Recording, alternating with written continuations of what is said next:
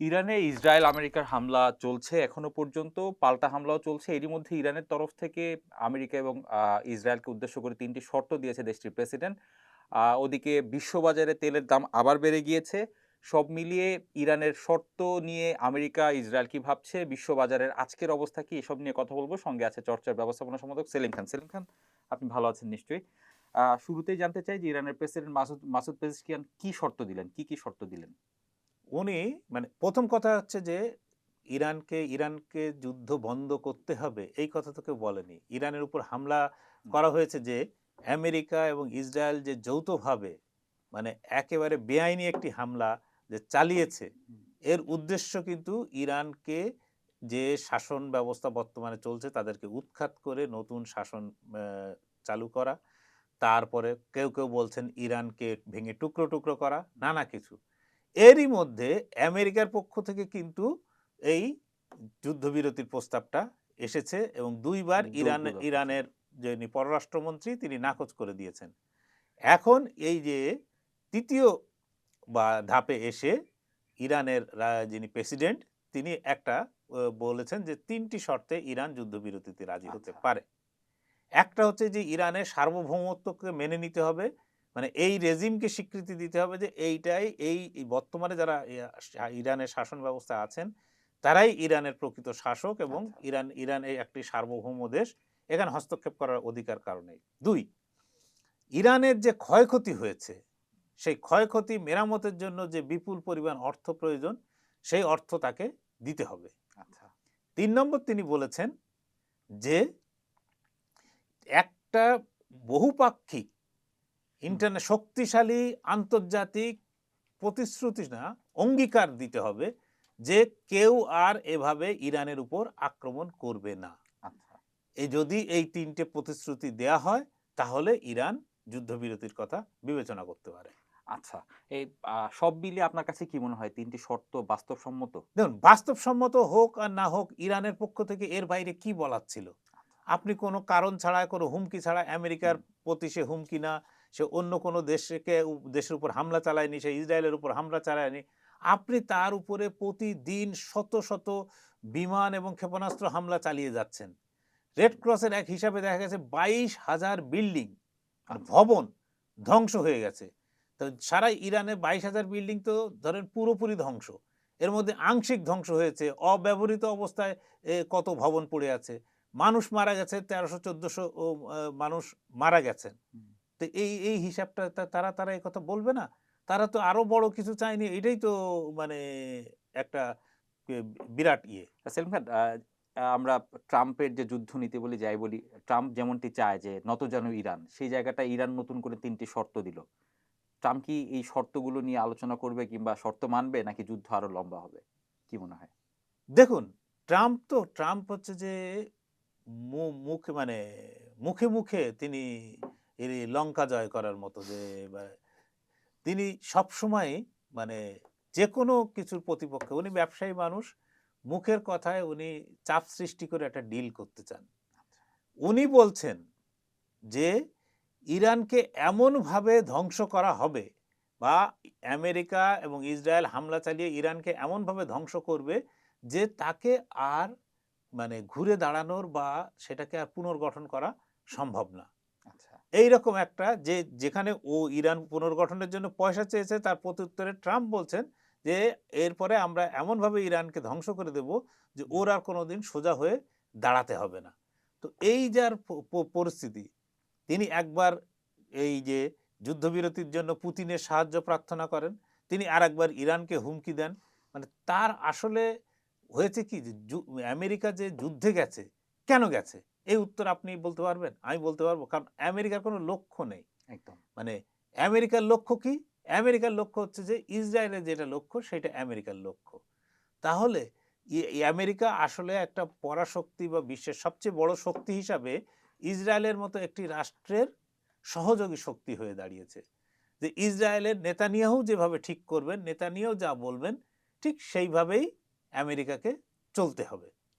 কিন্তু জিনিসটা হচ্ছে যে উনি যে বলছেন যে ইরানকে মেরে ধ্বংস করে এমনভাবে ধ্বংস করব যে আর কখনো ইরান ঘুরে দাঁড়াতে পারবে না, সেই পরিমাণ অস্ত্রের সরবরাহ ওনার দেশে ওনার ওনার সরকারের আছে কিনা যথেষ্ট সন্দেহ আছে।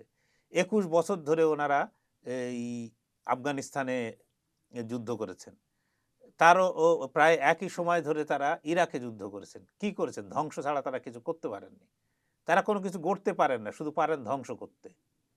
তো ইরানকে হয়তো আরো কিছু ধ্বংসের মুখোমুখি হতে হবে।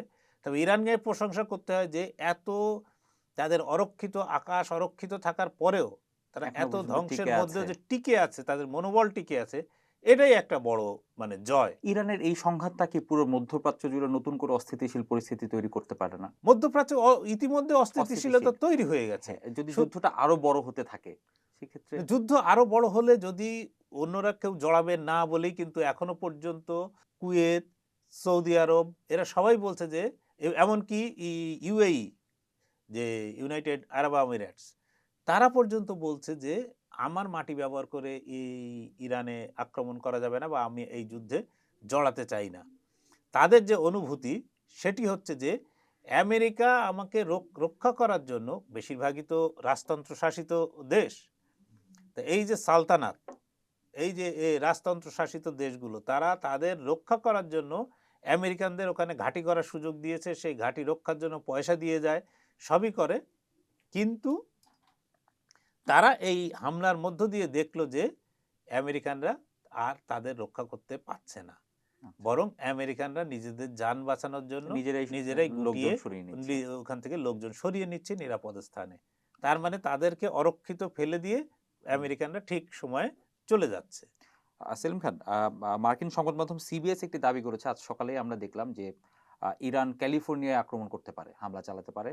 পাশাপাশি আমরা দেখেছি যে যুক্তরাষ্ট্রের অনেক সেনা এই যুদ্ধের ঘটনায় হতাহত হয়েছে। সব মিলিয়ে আমেরিকায় আসলে এই যুদ্ধটার এই সংঘাতটার কি প্রভাব পড়ছে?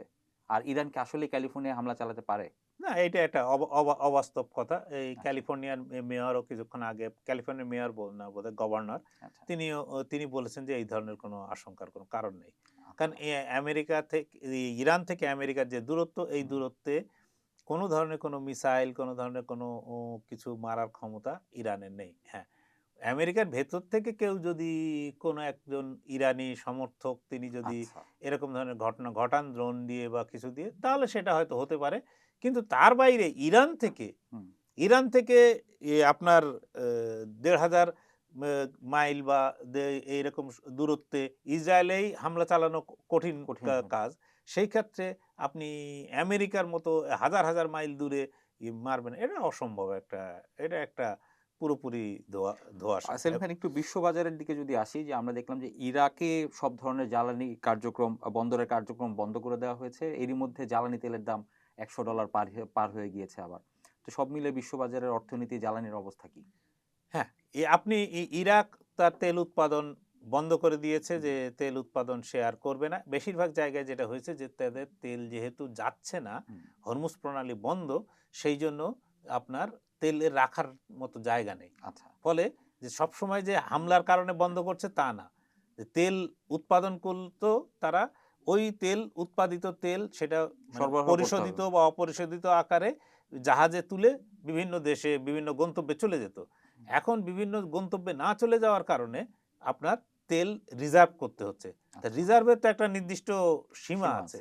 সেই সীমা তো অতিক্রম করতে পারে না। তো প্রত্যেকটি দেশ, আপনি ইউএই, হুম, ইরাক এলএনজি বন্ধ করেছে, কাতার এলএনজি উৎপাদন, আপনার সৌদি আরব, হুম, সবাই কিন্তু এই তাদের তেলের উৎপাদন বন্ধ করে দিয়েছে। এই বন্ধ করে দেওয়ার ফলে তেলের দাম বাড় মানে ঊর্ধ্বমুখী। আবার আপনি যে বিভিন্ন দেশ প্রায় ৩২টা দেশ, তাদের কাছে আছে ও তাদের যে রিজার্ভ আছে হুম, সেখান থেকে ৪০০ মিলিয়ন ব্যারেল তেল আন্তর্জাতিক বাজারে ছাড়বে বলে প্রতিশ্রুতি দিয়েছে। কিন্তু তাতে ইতর বিশেষ হচ্ছে না। তাতে আচ্ছা। কোনো পরিবর্তন হচ্ছে না। কারণ আপনি আপনার জমানো অর্থ দিয়ে কয়দিন চলবেন?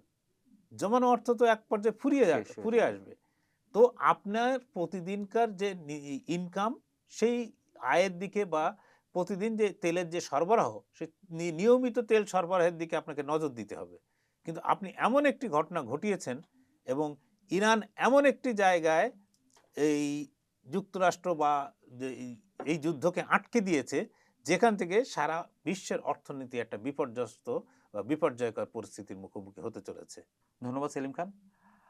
এখন পর্যন্ত এই ছিল আমাদের কাছে সবশেষ তথ্য। দেশ বিদেশে যে কোনো খবরের বিশ্লেষণ জানতে চোখ রাখুন চর্চার ফেসবুক এবং ইউটিউব চ্যানেলে।